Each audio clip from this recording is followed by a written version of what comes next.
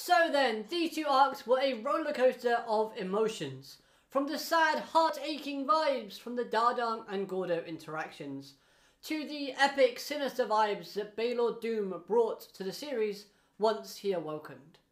We even had some feel-good moments towards the end with Baylord Yama and Jordan's dialogue.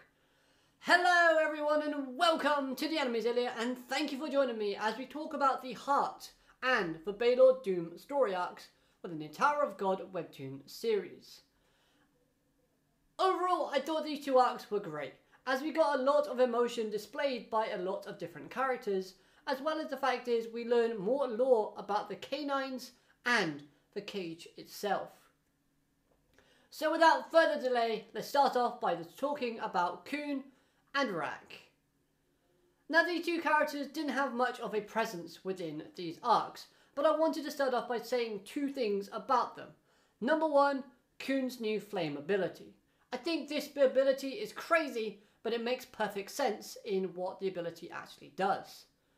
So we see the fact that Kuhn has managed to heal both himself and the canine lady who are on death's door. They're not dead, they're just barely breathing.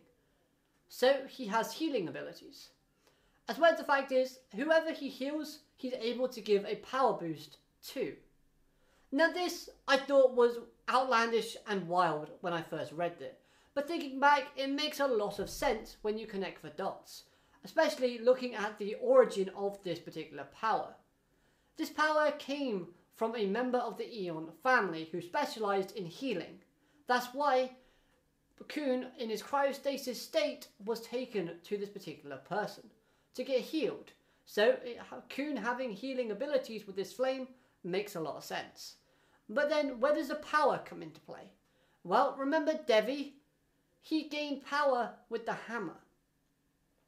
So is it too outlandish to think that Kuhn, having a side effect from being hit with that hammer and reawaking, gaining an ability to have a flame that heals and gives a power boost, I think makes logical sense.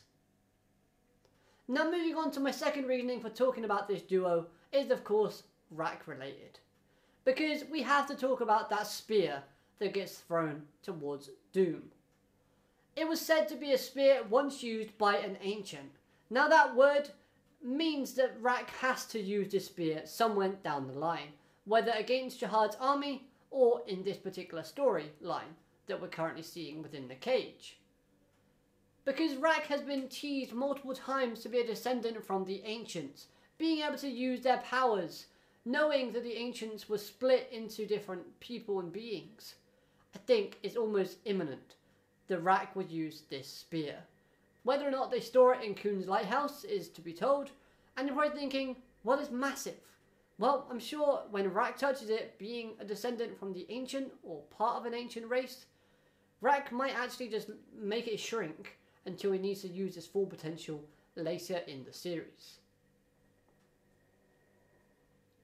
So that's all I got to say for those two characters. Let's move on now and talk about Dang Dang. After all, I started feeling really sorry for this character towards the end. So then, why did I feel sorry for this character by the end of the arc? Well, it has to do with the simple fact is, this character actually went through a lot, but actually regained some respect and was quite commendable at the very end. He found out that his life was a lie, and that his heart belonged to someone named Doom. He was content with that for a little while, until he kept getting compliments from Yama after showing how fast and adept he was at using transformation, which is something I think is really cool, and I wish they expanded on before his demise. You know, I wish we could have seen it a bit more than just one panel. If you didn't read it and you were skimming, you would have missed it. But of course, we have to include the fact is he spent more time with his best friend. He gained so much hope and so much of a desire to live, he ran away. He ran away to climb the tower with that best friend, and ultimately got caught again, diminishing his hope, making him feel worthless and making him feel like his life has no purpose. Until Bam came in, reigniting that hope and that desire for life, promising him a better future, one in where he was free of his own destiny. But I think the real kicker here was that line from Gordo. Dardan, we can't give you your original heart back, because it lies within Louis. This obviously meant that if Dardan wanted to live and have his own heart back, he would have to kill his best friend, his only reason for happiness in life. Dardan would never be able to do that, nor would he live with himself in doing so. I did, for a brief moment, like I said earlier, gain some respect for this character, because as his last-ditch effort in thwarting the antagonist's plans, in trying to blow himself up and kill the heart with himself, I thought that was commendable. Unfortunately though, it didn't go in his favour, and Baylord Doom awoke once more, bringing with him a wave of terror thanks to all the new information and abilities we learn about Baylord Doom. Pretty frightening if you ask me. Let's get into it.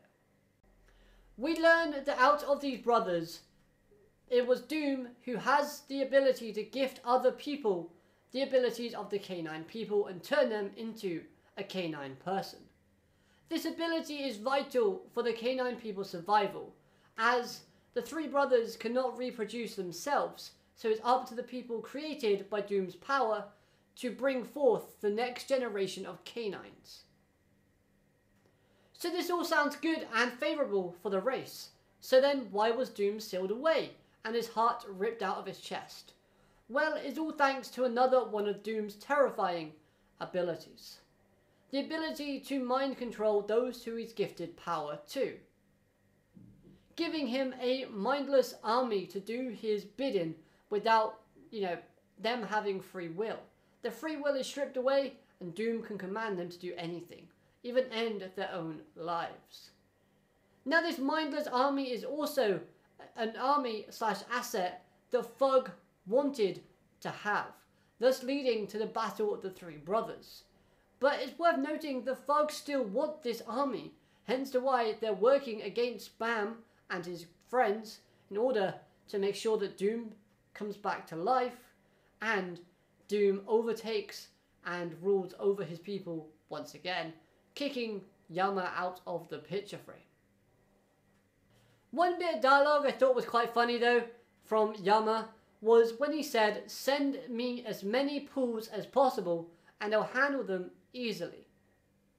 But Doom, I'm not too sure I can beat him again."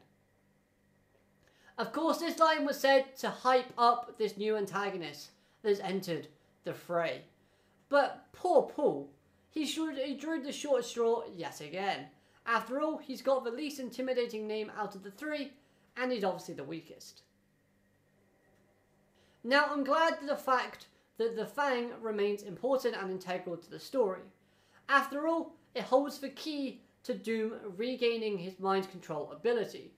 Plus, it looks like we're getting another game where Bam and Karaka look to be teaming up against Baylord Doom. Yeah, Doom. That'll be a lot better, because if they teamed up against Paul would die.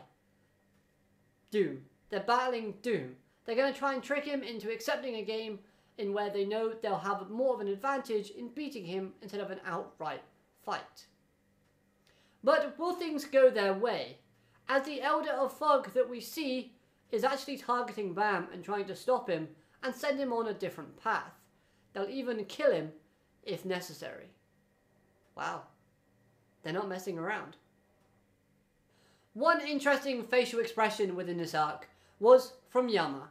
When he's giving his side of the story, he's smiling and laughing, reminiscing about old times. Probably times back when he had no real responsibilities and he was just on his own, just doing his own thing in order to gain strength and become stronger. Yama was said to be someone who doesn't work well in a pack of people. Instead, he's a lone fighter, a lone wolf if you will. But then again, the fate of the canine people is on the line. They're either going to be mind controlled and ruled by Doom, or the race is going to die out, because Yama will kill Doom, thus losing the ability to create new canine people, and having the transformation ability. So yeah, why is he laughing? Well, I guess it's just Yama's personality. Okay, so the interaction between Bam and Karaka, I love that piece of interaction, as we build upon this relationship / bond forming between the two. As we know, Karaka is starting to take more and more of a liking to our main protagonist. And this combo attack to get Yama awake was more of this, as Karaka started the encounter by not believing in Bam's ability, thinking he doesn't have the needed skills in order to pull off the task at hand. Yet still decides to work with him out of respect, because they were both trained by the same master. So I do think this whole being trained by the same person in Jin Sung is actually going to help build and create that bridge between Slayer Candidate and Slayer Karaka. So yeah, hopefully we expand more and more on that, because I'm loving the interactions between the two. Especially that little bit of dialogue where Bam goes, "Wait, you bugged my pocket? That is important." And Karaka's like, "We'll gloss over that, that's not important." I thought that was great. Bit of comedy, always fun.